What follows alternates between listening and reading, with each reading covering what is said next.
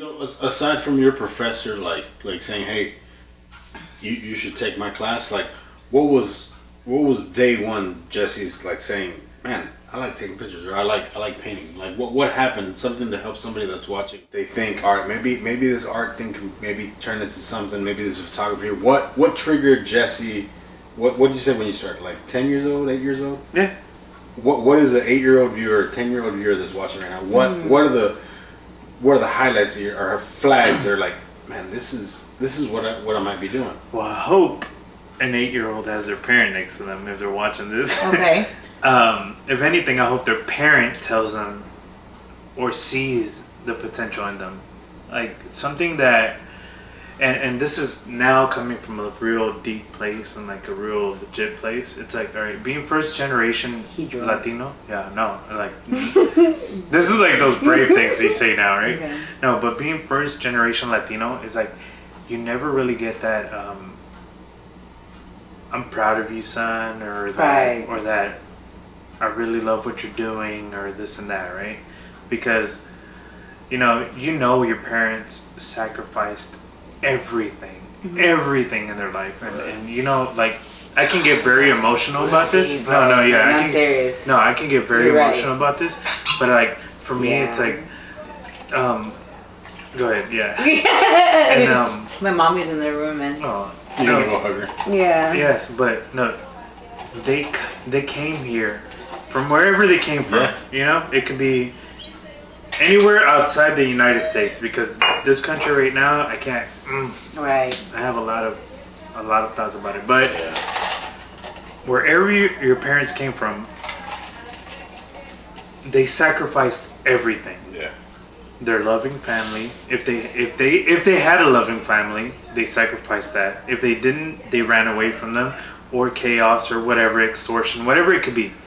They came here saying, like, I can hear your mom, but they came here and they were like, we're looking for a better life. Right? So they came here and sacrificed all that, and then they see their son, their daughter talking about, I want to be an artist. And then they're like, no, nigga, you should be you should be an architect, or you should be a doctor, un abogado, algo, right? And then they're saying that, and then you're just like, quiere pintar Spider-Man. Right? And then it's like, oh, pinche superhéroes, and I don't know, this fool painting J Balvin now, and what the fuck is that? You know, so it's like, ¿quién se cree? Bien artista, and, you know, it's like, pinche Picasso. Hijo, ¿por qué no escoges un trabajo que de verdad te da dinero? And for them, that's all they think about, money. And because overall they want a better life for you than what they had. Because that's what they were. Yes. That's what they wanted, something. That's better. What I'm saying. Yeah. And so these hobbies, these dreams of ours, it's something that in their countries is not even a possibility. No, it's not. And I think that's the big culture clash. It's not that we're wrong. No. It's just that we're brought up in this American dream where you can do anything you want. And that's not something that's even a possibility in other countries. Nope. Because so I feel like that's something, like, we're spoiled, but at the same time, it takes someone to understand. Like, but you understand that. Exactly. Yeah. Because you understand that you understand where your parents are coming from. Yeah. Like, I don't take that for granted. Right. One bit. Like, I see my dad, how hard he works. I see my mom, how hard she works. And I'm like, y'all came here and sacrificed everything. And here I am going, I'm a photographer, artist, and videographer. Like, what's up? And then I got my sister who graduated in fashion merchandising, working in oil and gas. And I got Lisa working in the pipe industry. And they're all first generations. But at the same time, I'm the oldest out of all three. And I'm like, I'm a fucking artist. What's up? You know, like, talk to me about it.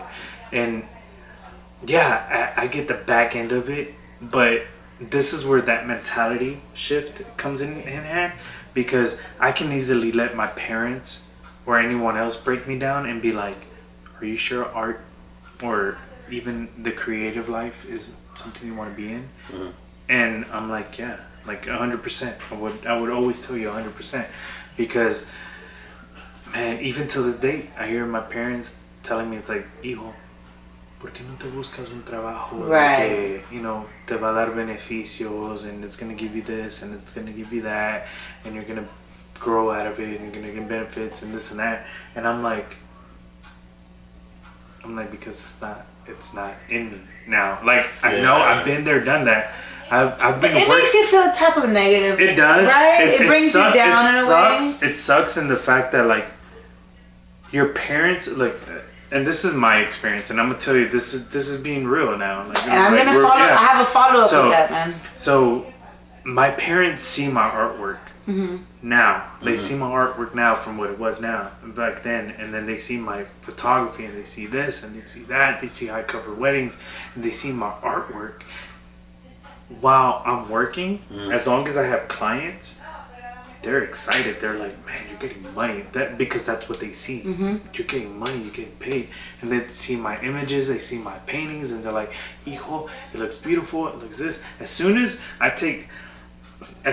there's a slope, they enter panic. A little bit of a struggle. They enter panic mode. They're like, we're not worried about you. We're not worried about us. We're worried about you.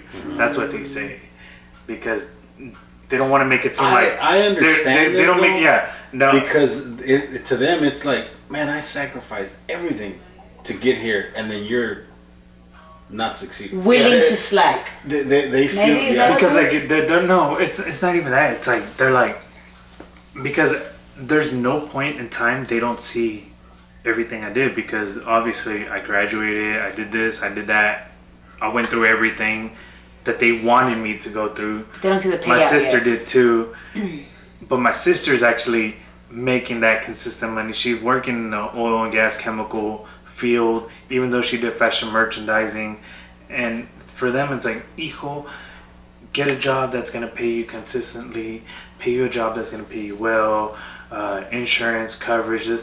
They just want me to be secure. I can understand that 100%. 100%.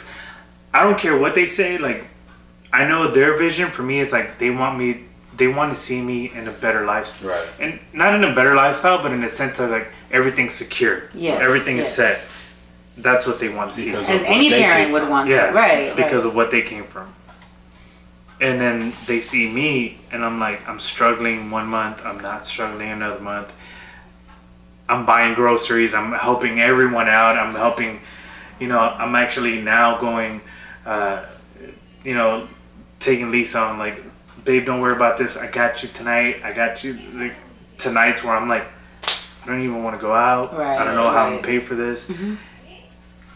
And they just want to see me be in a consistent path of like, they want to see you at peace, like any parent would. But it's crazy because I wouldn't have it any other way now, and I'm like I appreciate everything y'all did. Trust me, 100. I love the fact that like my work ethics are like my dad's. Like, I don't rest. I'm gonna find my way. I'm gonna find my money. I'm gonna find it. I love your mom. Typical Hispanic. Yes. That's my dad right there. Like, my dad would be like, I don't give a fuck what you're doing back in the... No. I know you're... We had a recording, like, I think it was Lisa, too. I know you're filming. I'm like... But I don't give a fuck. I'm going to do this. No. I don't care. But either way, it's like, they do that, and it's like, I don't want them to think that I don't appreciate that. Yeah. Like, whatever... I want them to know. I tell them every day, it's like, no, I appreciate what you did and everything you've done, and it's that, but this is where I am at now. Like, and you know what? It's like, let me realize, because now it's I've realized that, okay, I know my schedule. I know when people hire me. I know when they don't. I know to the point where I'm like, if I do get a job, I know what the job is going to require. So it's like, if my job requires me to work Monday through Friday, perfect, because all my clients are usually on the weekends, at this certain time. If my clients require me, they usually hire me on weekdays, but it's later at night, so it's perfect. Like, maybe I can find a job that's Monday through Friday in the mornings. Like, maybe. Like, so now that I've endured all that, it's like, now I can be like, I know where I can assess all my stuff, but let me go through that. Don't put that pressure on me, or don't hound me about it, because that sucks. That makes me feel like, one, it makes me feel like shit. It makes me feel like I'm not worth anything. The guilt, and then it kind of makes me feel like, am I even doing the right thing in my path? And like, I don't need that negativity, because one, I'm already shifting my mindset not to be like that. But if people around you, I'm gonna have to excommunicate. Like, it sucks, and I hate using this word, excommunicate, but I'm gonna have to distance, because I'm not excommunication. You're not burning bridges. Yeah, excommunication means you're never gonna talk to that person ever again in your life, and you're just gonna like, peace. I'm gonna distance myself from the people that are being negative towards me. Right. And I hate that. And like, I don't ever want to do that with loved ones, because I want you to support me. I want you to be there. And ideally, of course. I at least want you to be like, I believe in you. Right. I don't totally agree, but I believe in you. But I want you to be enough not to doubt me.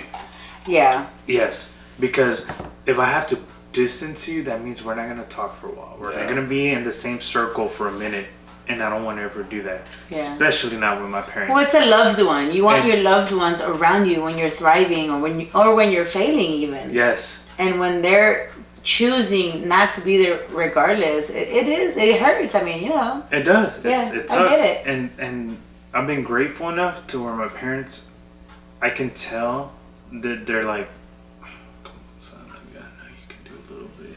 And then it's like, but they're not to the point where they'll tell me straight up to my face where like, we're disappointed in what you've done. Right. So I'll give you a little anecdote about that. Until that point comes, I'm cool. We're all in the same circle. We're good. And they see me and they're like, all right, son, like, all right, we can see where you're going. Right.